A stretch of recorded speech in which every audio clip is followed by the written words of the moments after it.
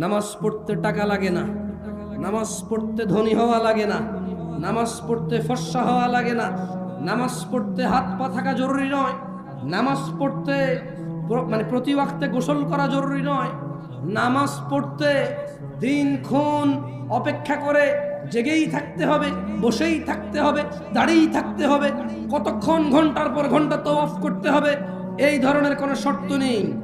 মহিলা পুরুষের আলাদা বিধান নেই, ধনী দরিদ্রের আলাদা বিধান নেই। হতভাগা তারা যারা সালাতকে ত্যাগ করেছে। আল্লাহর নবী বলছে ইসলামের স্তম্ভ 5টি: আল্লাহকে সাক্ষী দেওয়া, ওনার রাসূলকে সাক্ষী দেওয়া এবং সালাত প্রতিষ্ঠিত করা, সমর্থবান যাকাত দেওয়া, সমর্থবান হজ করা। 11 মাস শেষে 1 মাস রোজার মাস যারা পেল তারা রোজা রাখবে, যারা তারাই হচ্ছে মুসলমান। এটা হচ্ছে ইসলামের স্তম্ভ।